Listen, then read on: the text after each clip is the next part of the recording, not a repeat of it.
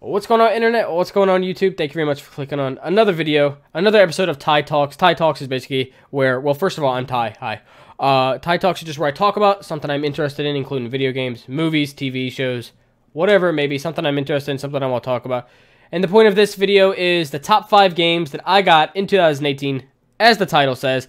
There'll be a couple honorable mentions that I'll get into. It's always nice to reflect on the past year when a new year arrives. It's 2019 now. It's nice to reflect, you know, in terms of personal life, but also gaming life, because that's a separate life, as everyone knows.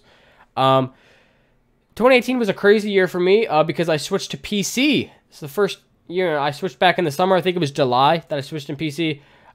This, of course, was a result to the. I've told the story a million times, so I won't go long. Basically, lightning struck my house. When lightning struck my house, PS4 broke, Xbox One broke, Nintendo Switch broke, and so I was like, well, with this insurance money, I might as well just buy a PC. Because that was the plan anyways. I was going to buy a PC anyways before this to start recording gameplay from the consoles. I inevitably just decided at the last second to just get the PC for gaming purposes and also streaming. So that's what I do. If you're new here, I do stream on Twitch 6 days a week. The link to that Twitch channel will be in the description down below. But without further ado, let's get into some honorable mentions. So I'm not using my face cam for this recording. I just think it'd be, I don't know, I just think it'd be easier. I'm lazy. I don't want you guys to see my ugly face anymore. So honorable mention number 1 is Black Ops 4. You know, this one might be controversial. It is only an honorable mention. It didn't make the top 5. Okay, everyone relax. Everyone calm down. I think this game made an impression on me because the people making this game, they're no longer stupid. They realize what players hate about the game, and they're trying to at least fix some of those things. They added a Battle Royale genre. They're hopping on that hot market right now. Battle Royale is pretty much the top multiplayer kind of like fix going on with right now. It's really competitive. Every game feels different.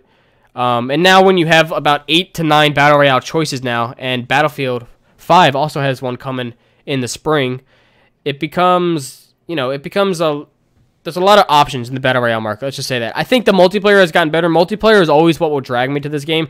I think the multiplayer has made tremendous progress from World War II and some other past Call of Duties. So that is honorable mention number 1. So honorable mention number 2 is Super Mario Odyssey. Got this game for the Nintendo Switch when it came out. Basically, when I first got the Nintendo Switch, I had the option of choosing Breath of the Wild or Super Mario Odyssey. I have still yet to buy Breath of the Wild. I know. I'm sorry. But yeah, I got this game in early 2018. I think it was January when I got this game. I haven't yet completed it just because I'm really lazy when it comes to story mode games. I need to complete it. It's definitely on my to-do list. But I'm about halfway done with the game. It's fantastic. It's one of the best Mario games I've ever played. The graphics are incredible. It's a fun story, you know, using the hat and everything, and, you know, trying to make everything unfrozen, basically. So yes, this is the last honorable mention, Super Mario Odyssey for the Nintendo Switch. So coming in at number 5 is Realm Royale. Realm Royale is a free game on Steam, on PC, and it recently just went to PS4 as well. I don't know if there's any announcement that it's coming to Xbox One, but this is my number 5 game because it definitely serves a purpose in the Battle Royale market. It's excellent that it's free. First of all, it's free. That's going to turn a lot of people on. The fact that it's free, I think it's decently competitive. I think the last update really put a halt on the game's growth.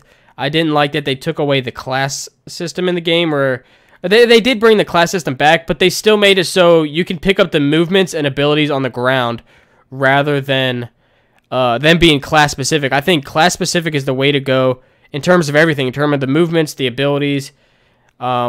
So I think they should go back to that. I think the game, it's still really fun. It's fast-paced. The movement is fast. The fact that you can just press Z to get on a horse real quick and just go across the map. I think it makes it so you don't really ever have to worry about the zone. So I think maybe they should make the horse maybe a little slower.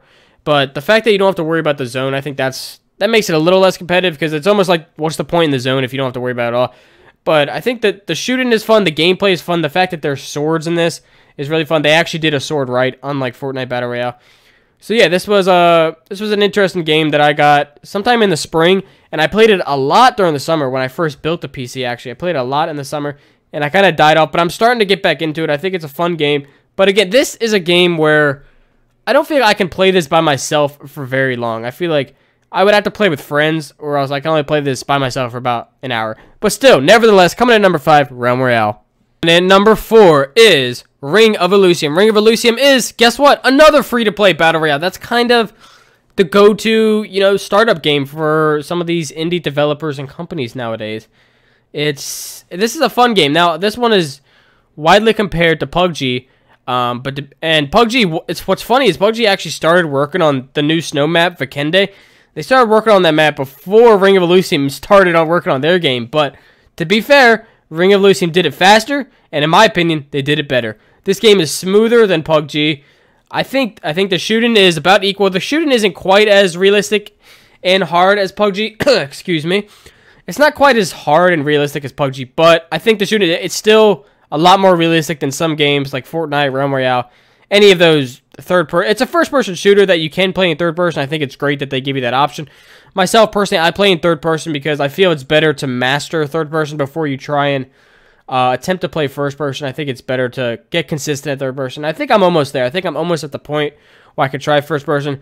However, this game, once again, falls victim to me not wanting to play this game by myself. I think I haven't played more than 10 solo games on this game. I mainly play duos with my friend Brent. If you guys have ever seen the stream, me and Brent play this game decently often. We kind of took like a month and a half break on this game, but there was a time where this was a #1 game. This game still made a huge impact on me in 2018. I think it's an excellent shooter. I think it's got some serious potential to continue in 2019. So number 4, Ring of Elysium. Coming in at number 3 is Mega Man 11. So I'm actually using my own content for this video. I figured I wouldn't steal other people's content. Sorry about that, guys. Hashtag small YouTuber problems. Yeah, I was streaming this game on YouTube back when I was still a YouTube streamer, and before I made the switch to Twitch. Oh, switch to Twitch. I never thought about that. Mega Man 11. I've been a big fan of Mega Man 11, but I really fell off in this franchise when, I don't know, Capcom just seemed like, I don't know. They seemed like they just kind of burnt the game into the ground, and a lot of fans will tell you the same thing, but you know what? I'm going to say it. I think they really came back and they brought the franchise back with this game. Mega Man 11 is available on PC, Xbox One, PS4, and Nintendo Switch. So, boom, they got the accessibility right. It's a $30 game when it came out. I'm not sure how much it is now, but when it first came out, it was $30. So, boom, they got the price right. The Price is Right, also underrated TV show. So they got the price right. So it made you don't feel like you have to spend $60 on a game to get a game that's not worth $60. Let's be honest, it's not worth $60. This game is very challenging. It reminds me a little bit of Crash Bandicoot. I think Crash Bandicoot's a little bit harder though. Mega Man, it's fairly easy if you play on the normal setting, which I did. You won't have trouble with any of the levels. Once you get to the boss levels, I started to have some trouble. Every other level I can knock out in pretty much about 40 minutes. I pretty much died to the boss about once or twice, and then I get the boss fight done, and it's done. I am still yet to do the last fights. What the hell's his name? Dr. What? Dr. What? I still have to do the doctor fights, but I've completed all the character mans like Tundra Man and Blast Man. I've done all of those. This was a really fun game. I definitely recommend it if you haven't played it. So number 3, Mega Man 11. And coming in at number 2 is none other than Sea of Thieves. Sea of Thieves is a PC and Xbox One game only. What actually confused me about this is when you buy it on PC, you have to buy it through the Microsoft Store because it's a Microsoft game. And I was so confused because when I bought it, it said, like, your Xbox One game is ready. And I was, like, freaking out because I was like, no, I don't want it on my Xbox One. So I, like, emailed them about a refund and everything. And then, sure enough, all I had to do was go to my Microsoft library, and the game was in there ready to install. So I kind of had, like, a mini freak out for no reason. This is some gameplay. This is actually, like, the first time I played this game. I was very confused at what was going on. Once I got the hang of it and I understood what the game was all about, I very much enjoyed it. Because if you guys follow my Twitch channel, I'm a very competitive player. So I play a lot of games like FIFA, Battle Royale games, first-person shooter games, stuff like that. So yeah, it was a surprise to me that I liked this game, because this game really isn't competitive at all. There is some PvP. There's lots of PvP in this game, if you choose to. But the PvE, versus the computers and doing the quests and stuff with your buddies, that's really what the game is all about. And again, this is another game that I don't think I could never play this by myself. I don't think I'll ever turn on by myself. I gotta have friends with me. I gotta be having a fun time. Gotta be doing some pirate mischief stuff. But yeah, this game, I have a lot of fun playing this game. It's a very chill environment. It's not stressful like some games like Fortnite or Call of Duty where I'm basically sweating my ass off trying to be a sweaty player, trying to keep up with all these elite TTVs wannabes, trying to join FaZe Clan and stuff. This game, it's a nice kind of chill breathe in, breathe out kind of game. Relax, look at the sea, and have a good time. So yeah, number 2, Sea of Thieves, definitely worthy of this spot. And coming in at number 1, I am being a basic bitch in this. I'm sorry, Super Smash Bros. I know it's got a lot of hype. Some people don't like it. Most people love it. Maybe it's a basic, maybe it's kind of an obvious number 1 pick. This game came out in December, just last month. So I've only had it for a month, but this game has made a huge impact on me. This game is tremendous. Any Smash Bros. Ever, whether it's the GameCube, whether it's on the Wii, the Wii U, any Smash Bros. Game, I enjoy. I'm a big Nintendo mark.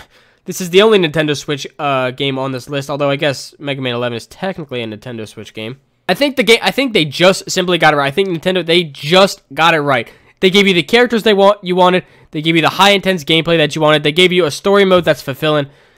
This game is addicted. I can't put it down. I even bought a GameCube Nintendo Switch wireless controller because I think that that's how good I want to play. I want to go online. I want to beat kids, but I also want to enjoy the game and play to the best of my ability.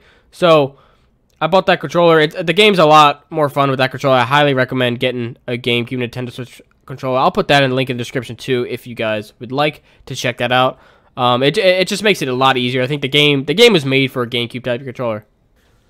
But yes, that is the end of the video. That is my top 5 games that I got in 2018. Let me know yours. Let me know yours in the comments. What are games that you purchased in 2018, or whether you got free? As you can see, I had two free games on my list, number 5 and number 4. The Battle Royale market is definitely going with the free kind of vibe right now. So yeah, let me know your top 5 games. And the next video that will be coming out is my top 5 disappointments of 2018. So none of these games will be in that video. So this is the good of 2018. And next time, we're going to get into the bad of 2018. So without further ado, like, share, and subscribe. Check out my live streams 6 days a week, and I'll see you in the next one.